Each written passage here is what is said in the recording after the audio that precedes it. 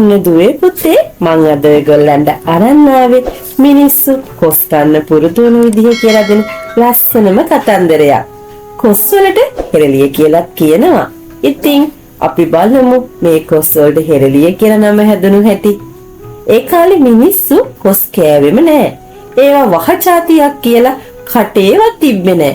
ගස්වල කොස් පැහිලා, ඉද්දීලා, වැටිලා, කුණු වෙලා ගියා.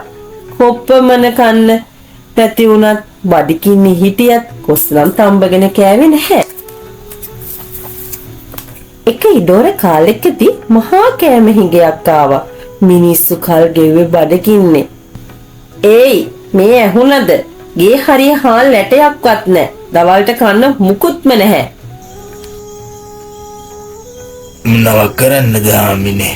මේ කාලේ හැමෝටම අමාරු කාලයක් නේ. අමාරු කාලයක් කියලා හරියන්නේ නැහැ.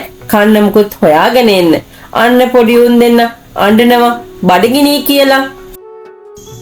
අනේ අම්මේ අපිට හරිම බඩගිනි. කන්න මොන හරි දෙන්න. උඩ ඉන්න සක්කර දෙයියන්ට බඩගින්න සිටින මිනිස්සු ගැන මහා අනුකම්පාවක් ඇති වුණා දුවේ පුතේ.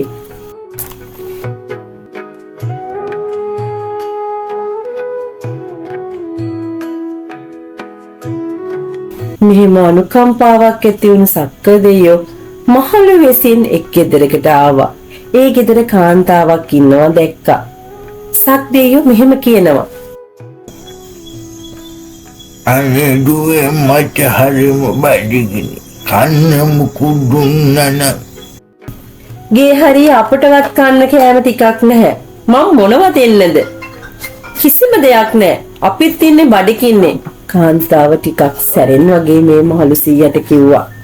සීයා එතකොට දුවේ පුතේ මෙන්න මෙහෙම කියනවා. අනේ දුවේ එහෙනම් මේ මෙතන තියෙන ගහෙන් ගෙඩියක් කඩලා එක පොට්ටු ගහලා මඩුවෙන් කරලා වතුර දාලා තම්බන්න. හොඳට තැඹුණාම මට ඒක කන්න දෙන්න. ඒ ඇති මට බඩගිනි නිවා ගන්න. සීයා හිංසක විදිහට මෙහෙම කිව්වා. හරි මං ගෙඩියක් කල්ලා තම්බලා දෙන්නම්. හැබැයි මොනව හරිනොත් මම වග කියන්නේ නැහැ. කාන්තාව ආයෙමත් එහෙම කිව්වා. දුවේ මම මේ පැත්තකින් වාඩි වෙලා ඉන්නම්කෝ. උඹ ඒවත් තම්බලා උයලා දෙන්නකම්.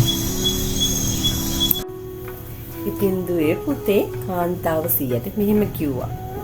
හරි ගහෙන් ගෙඩියක් කල්ලා තම්බලා දෙනකම් පැත්තකට වෙලා ඉන්න කියලා කාන්තාව කෙක්කත් හොයාගෙන ගහෙන් ගෙඩියක් කඩා ගත්තා. සීයා කිව්වා වගේ ගෙඩියේ මදුළු තැඹුවා. ලිපේ ඒවා තැම්බෙනකොට කටට කෙරෙවුනන සුවඳක් ගේ පුරාම විහිදුණා. මේ සුවඳෙත්ති කාන්තාවට ඉන්න බැරි වුණා. හැන්දර ටිකක් අරගෙන කෑවා. බොහොම රසයි. තව ටිකක් කෑවා. තව ටිකක් කෑවා. කන්න තවත් කන්න ආස හිතුණා. සීයා ඉන්නවද කියලා බලලා හට්ටියෙන් භාගයක්ම කෑවා. අනේ දුවේ පුතේ හට්ටියෙන් බොහොම ටිකයි ඉතුරු උනේ. එක පාටම කාන්තාවට මතක් වුණා සීයා බලාගෙන ඉන්නවා කියලා. හට්ටියෙන් ඉතුරු වෙච්ච අර පොඩි ප්‍රමාණය බෙදාගෙන ගිහින් සීයාට දුන්නා.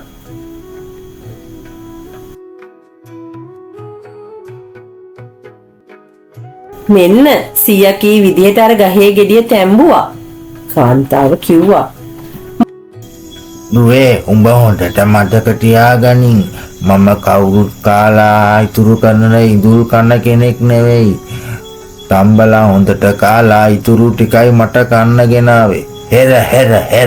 හෙරලිය. කාන්තාව පුදුමයටපත් වුණා.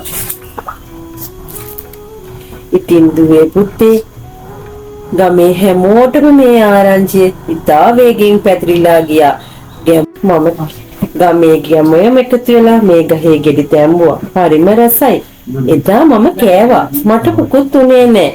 අතුරුදහන් වුණු සීයයි මේ ගැන කිව්වේ. මම හොරෙන් ඒවා කෑවා. මට හෙරලිය කියලා සීයා නොපෙනී යන්න ගියා.